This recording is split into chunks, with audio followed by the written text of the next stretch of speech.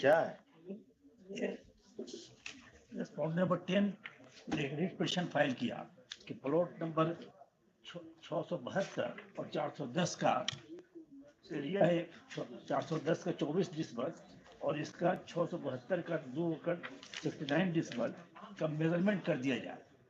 ये ग्रांड सन है बशीरुद्दीन के। बशीरुद्दीन साहब मरे तो 4 लड़का और 3 लड़की को छोड़ कर अपनी वीडियो मर गई है। हम लोग उनके लड़की से खरीदा है।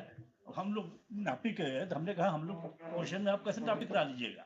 6 एकड़ 30 डिसमल में 4 लड़के 3 लड़कियां हैं, तो ये कहाँ से 2 एकड़ से जाएंगे? तो कहते हैं सीलिंग एक्ट में मिल गया। सीलिंग एक्ट में हम लोग पार्टी नहीं थे, हम पर हमारे वेंडर को कोई सीलिंग एक्ट में नोटिस नहीं थी। सीलिंग एक्ट में डिसाइड होने से कोई किसी का टाइटल खत्म नहीं होगा। तो ये हम लोग अभी नेक्स्ट वीक में हमने एडवाइस जो किया मौके को कि एक पार्टीशन सूट फाइल कर देंगे, अब वहाँ डिसाइड होगा। इसलिए ये जो कह रहे हैं कि हमारा 269 दे दीजिए, कैसे होगा इनका? आप हुजूर, एक नापी के लिए केस फाइल हुआ था। ये इनहेरिटेंस क्लेम नहीं कर सकते हैं। ये इंडिपेंडेंट रैयत के नाम से सीलिंग प्रोसीडिंग चला। हमारे खिलाफ जब चला, 3 भाई और 3 बहन के खिलाफ चला। जमींदार कौन थे? जमींदार कौन थे?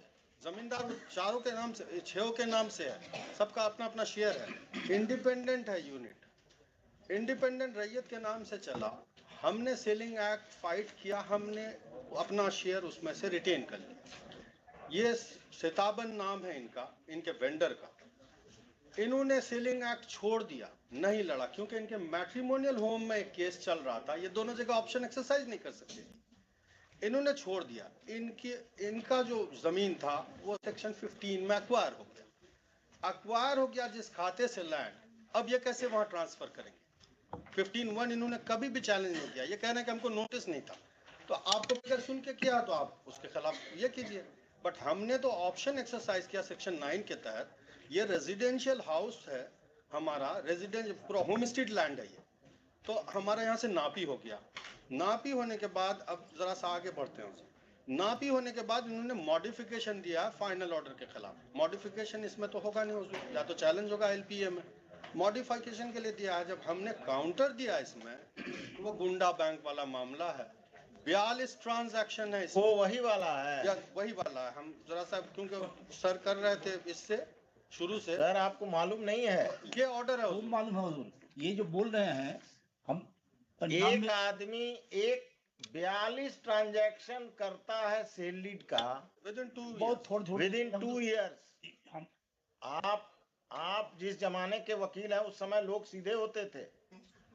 अभी के जो जमाने में ये गुंडा बैंक चल रहा है सीमांचल एरिया में, एडीजी ने रिपोर्ट दिया है और लोगों पर मुकदमा हो रहा है, लोगों पर इनकम टैक्स का रेड हो रहा है, गुंडा बैंक वालों का। एसआईटी है। तो ऑर्डर है।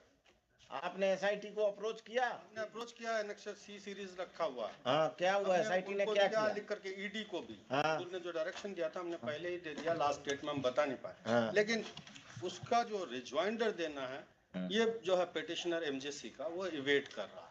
उसमें तमाम डिटेल दिए हैं और लास्ट डेट में 12/10/2022 को इनको रिजॉइंडर देना था। रिजॉइंडर वेट कर रहे हैं उसका। वो इशू नहीं था, इसलिए जवाब उसका नहीं दिया। अगर वो चाहेंगे तो उसका पूरा जवाब देंगे। हमको आप एक ही इशू का जवाब दीजिए। आपके पास 42 सेल डीड एग्जीक्यूट कराने का पैसा कहां से आया? आप क्या काम करते हैं? आप इनकम टैक्स देते हैं कि नहीं देते हैं? ये सारी बात हमको दीजिए। ठीक है, उधर इसको 2 हफ्ते के बाद रख दिया जाए। 2 हफ्ते बाद।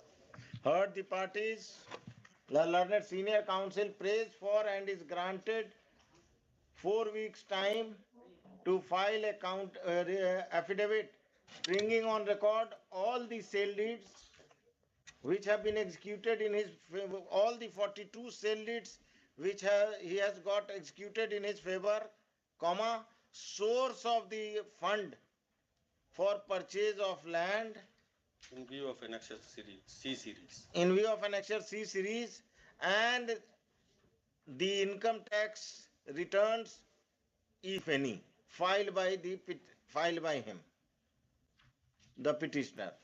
List this case after 4 weeks. Under heading senior